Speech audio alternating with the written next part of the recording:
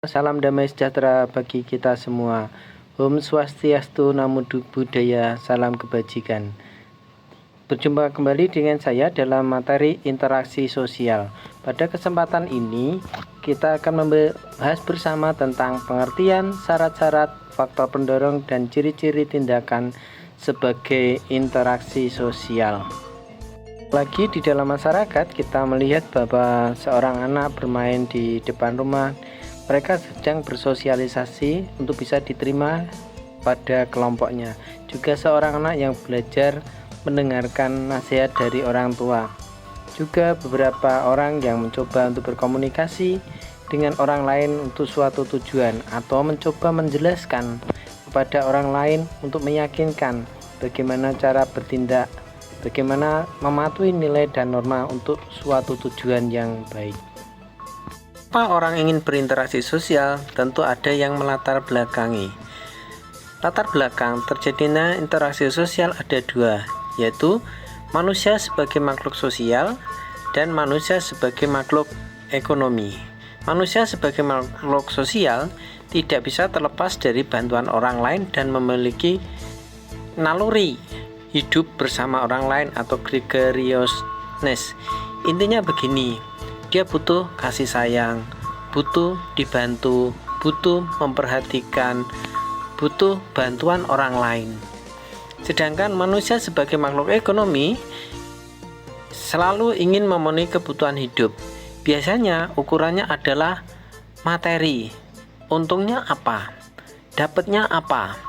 Berapa biaya yang perlu dikeluarkan? Maka ini berhubungan dengan hitung-hitungan. Manusia perlu sosialisasi dan berinteraksi. Sosialisasi adalah bagaimana seseorang itu bisa diterima di dalam kelompoknya, atau seseorang sedang mengenalkan tentang aturan-aturan yang perlu dipatuhi. Dan berinteraksi adalah berbaur dengan orang lain, berhubungan dengan orang lain untuk suatu tujuan. Saat bersosialisasi dan berinteraksi, dibutuhkan nilai dan norma sosial yang diperjuangkan dan ditaati bersama. Apa itu nilai sosial? Nilai adalah sesuatu yang dihargai, dijunjung tinggi, dihormati, yang ada pada suatu kelompok masyarakat atau dalam suatu keluarga. Sedangkan norma sosial itu lebih pada aturan-aturan untuk suatu tujuan, guna mewujudkan nilai yang diinginkan. Maka ada aturan-aturan yang berlaku baik tertulis maupun tidak tertulis yang harus dilakukan kalau dia menjadi bagian suatu kelompok. Perhatikan gambar tersebut. Dua orang sedang bercengkrama, ngobrol berdua, atau seorang guru yang sedang mengajar tentang ilmu kepada murid-muridnya, atau dua kelompok tim sepak bola yang sedang bertanding. Ini merupakan interaksi sosial. Jadi apa interaksi sosial itu? Interaksi sosial adalah hubungan timbal balik antara individu dengan individu, individu dengan kelompok, kelompok dengan kelompok untuk suatu tujuan. Apa interaksi sosial dapat terjadi? Tentu ada faktor-faktor yang mempengaruhi terjadinya interaksi sosial. Di antaranya adalah imitasi, sugesti, identifikasi, simpati, motivasi, dan empati. Apa itu imitasi? Imitasi adalah proses meniru. Biasanya seorang anak sedang menirukan apa yang dilakukan orang tua atau orang yang lebih tua. Sedangkan sugesti adalah mengikuti apa yang dilakukan orang lain, yang dipengaruhi orang lain tanpa mempertimbangkan akal yang sehat. Contohnya misalnya ke dukun atau ke dokter.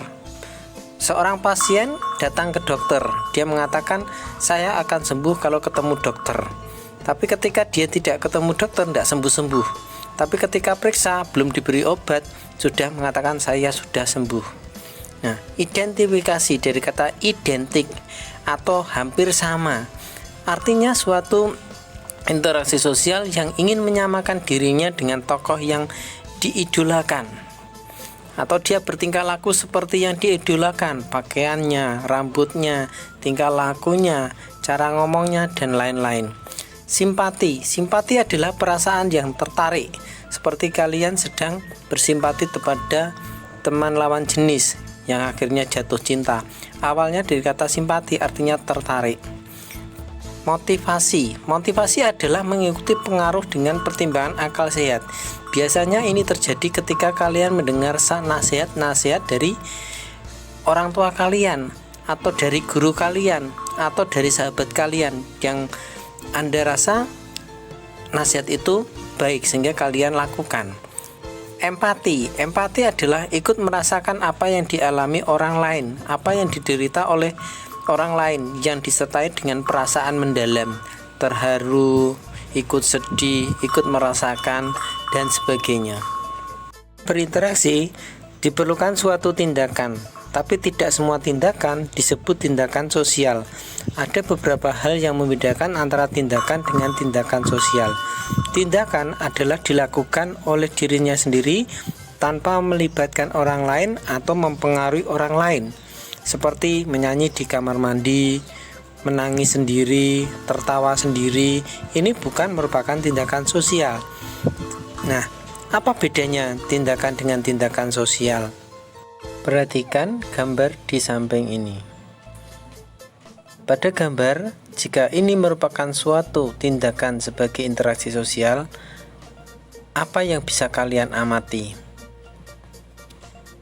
Tentunya ada 4 hal. Di antaranya adalah jumlah pelaku lebih dari 1,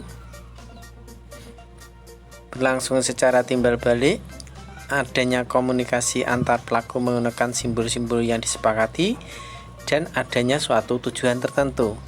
Demikianlah materi yang bisa saya berikan pada hari ini. Semoga berguna bagi kalian dan jangan cepat puas, tambahlah dengan materi-materi yang lain. Terima kasih dan sampai jumpa.